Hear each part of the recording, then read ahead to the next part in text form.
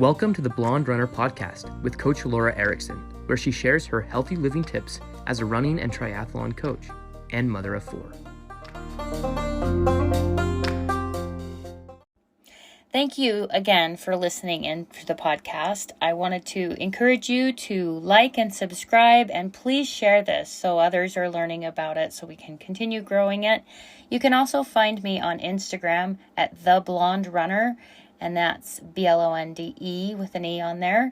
And you can also find me on Instagram at Coach Lora Erickson, and that's LORAERICKSON. And thanks again for listening in, and until next time, live well. Hello, friends.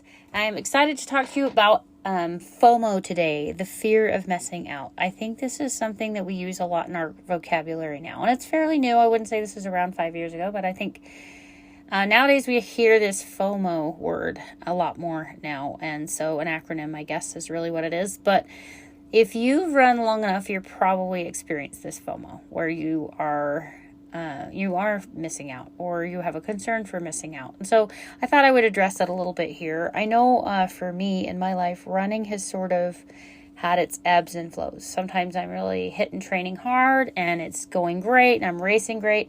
Other times it's just not quite as good, So I think that's normal. I think that's a normal part of this process of running. And so I think the lows define the highs and the highs define the lows, right? We have to have one to know what the other really is. So one of the reasons we may experience this FOMO is because maybe we're injured or we can't do as much as we want. And so I just thought I'd give you some tips to maybe getting through that, or maybe things to help you avoid it, or just some ideas for you. I know for me, everybody sort of has fears of missing out. I guess there's always some of that in everybody's life, but I think for me, I really try to concentrate on where I'm at right now. I think if you focus on what you're missing out on a lot, then it ends up stealing the joy that you could be having right now by living in the present. And so some of the things I think that help you, or at least me, live in the present is, one, being aware of my surroundings. That's one thing. One of the reasons I do meditation is to bring me to the present, to practice being present. Another thing I like to do is write in my gratitude journal. For me, I actually write every night before I go to bed, and I usually just do it on my phone, but I also have a journal. I write in that manually. But I write down all the great things that happened to me that day. Sometimes it's quite a list, and I think I have now conditioned myself to look for those great things, even if it's a little thing, I'll write that down, and it's really been great, I think, mentally for me to look at those good things that are happening. And I think it keeps me really present and I don't worry about anything else. So I know I've said this before to a lot of people, but when you concern yourself with the past or the future, that's when anxiety happens. The only thing we can really control is right now. And so if we are worrying about all those things, we're not really enjoying what we have right in front of us. So that's really important, to think about what is happening right now. Think about all the good things that happened in your day that day. If you look for them, they will be there. Even in your worst day, you've probably had something good happen to you, especially if you're looking for it. So that's one big tip. I do have a video I made on that on my Instagram, so you can find that at The Blonde Runner or Coach Lora Erickson. You can always message me there and I can get you the link if you can't find it. But I did write a little bit about why I have a gratitude journal, and it has helped me so much. I highly encourage you. If you're not sure about a gratitude journal, try it. Try it for a month and see if it doesn't make a difference for you. I think it makes a huge difference. Maybe it won't for you, but for a lot of people I know it has. So I encourage you to do that. Another tip I would have is remembering that most everything that we're going through is temporary. I know if you've ever done a marathon, you know how your feelings change throughout the whole race. So at the beginning, maybe you're feeling awesome. You feel great. Or maybe you feel sluggish for the first mile or two. You get into a rhythm. Then you're starting to feel good. You have all this energy. You almost want to sprint, right? But you don't. I mean, you've learned, if you've learned and done this long enough, you know you shouldn't do that. So you back off. You keep control of your pacing and all that. But Then you'll have low points in your race where you're like, oh my gosh, I don't know if I can finish, or maybe all those doubts will kind of go through your mind. But generally, if you just kind of keep one foot in front of the other, eventually that feeling goes away and you feel fine. You feel fine again. And then maybe that feeling of, oh, I don't know if I can do this comes back. That is just a normal part of life, period, but also like a marathon or even a run. Sometimes you have runs that are like that. Just remember it's temporary. If you can kind of get through that time, eventually the good feelings will come back. So just remember everything is really temporary. Just worry about your next step. And really, it's, again, staying present makes a big difference. And I think that's kind of hard when you're suffering from like a major injury. That is a little harder to kind of keep yourself moving forward. But I always think of those moving walkways at the airport. And if you stand still, you go backwards. So, or you move slowly or forward. You really, it's like you're always having to be moving. If you're not moving, you're going backwards. If you're not moving forward, you're going backwards. So even moving slowly forward is better than doing nothing at all. So sometimes it is little baby steps. It's just little things that can make a big difference. So another thing that I would say that I think helps really a lot, and I've had to talk to some, athletes get injured, and sometimes you have to give them a pep talk. And one of the things that I've had to talk about recently to one of my athletes is just to focus on what you can do.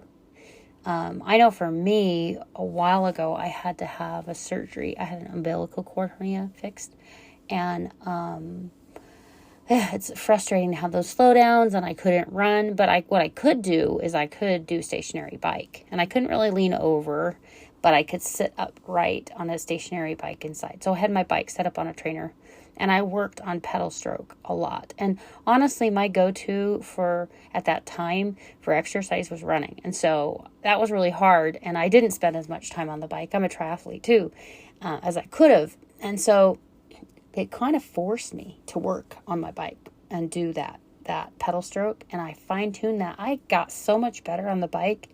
And so in essence, I was kind of grateful that experience put me down a little bit. So I couldn't run. I had to choose something else to focus on. And I did focus on what I could do. And I really improved that skill because I did that. So another thing I learned, and I did talk about this on another podcast recently, but I learned that I had high-risk pregnancies. And so I had to be on bed rest for my first boy, my second pregnancy, but on 10 weeks on my back. And I learned that I could cope with things without running. And so I learned how to work on like my mental strength and, they're reading. There's so much you can do. A lot of people, I just had hip surgery and knee surgery. You are very limited, but you're not completely limited. What can you do with your arms? What can you do with your upper body? Oh yeah, I guess I could do bands or, it depends. And there are times when we can't do anything like that. So maybe our focus is nutrition. Maybe our focus again is that mental strength. Are we listening to podcasts that maybe pep us up? Maybe we can work on our financial health, spiritual health. There's other things we can work on. But if you always focus on what you can't do, it's going to get really depressing soon, really quickly. But if you are able to focus on what you can do, I think that helps you. Really, those setbacks are setting you up for a comeback. So comebacks are always, it's kind of like the low and the high, right? It's going to be a good thing if you can just stay busy, get through it. Some things are a little longer than others, but it's getting through those days one a little bit at a time and thinking about what you can do. Another thing that I would like to suggest would be being happy for others. I've had friends get on social media and they get so depressed and sad and it gets them frustrated when they see other people excel. I don't have that problem most of the time. Even when I'm a little FOMO, I'm like happy that they're running because I know it's going to come back. I know it's temporary. I know I'm going to be able to run again or hike again, or even if I don't get as many miles as I want to get at that time, maybe my body's struggling, I can get something in.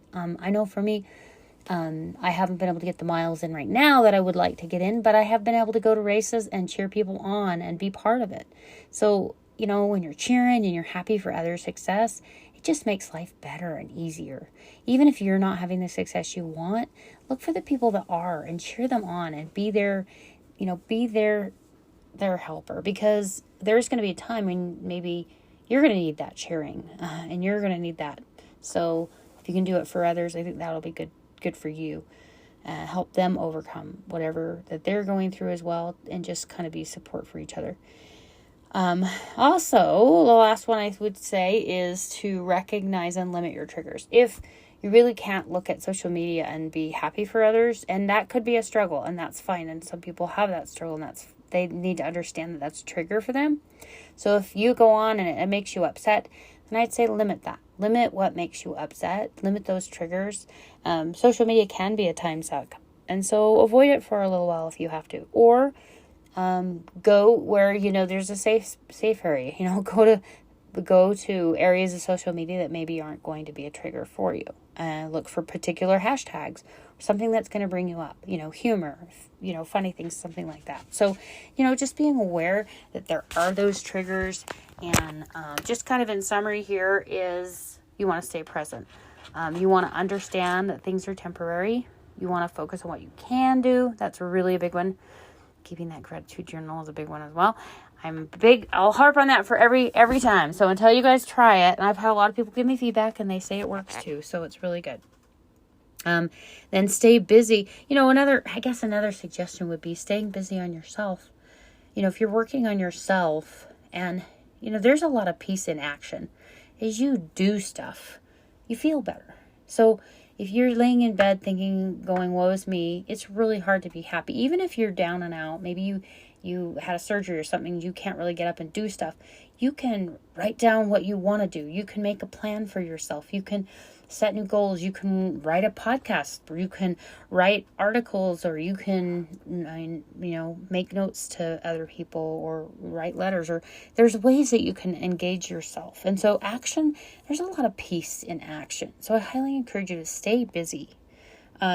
Be happy, support others, and then limit your triggers. So those are some ideas, tips. If you have other ideas, please send them my way. I know this was a little bit shorter podcast this week, but I will be having some guests coming and interviewing them on podcasts. So those will be a little bit longer, but I just was thinking about this and it was on my mind, and I definitely wanted to cover it. So hopefully you're not having too much of the FOMO. And if you are having that fear of being left out, you can't get involved in every little activity anyone else is doing. Just remember, you can't read every book in the library. So you have to pick and choose, and make sure that you're actively engaging yourself so you can have those experiences. And you're going to be so busy doing stuff that you can't be missing out on anything else because you don't have time to think about that. So I think that's always a good thing.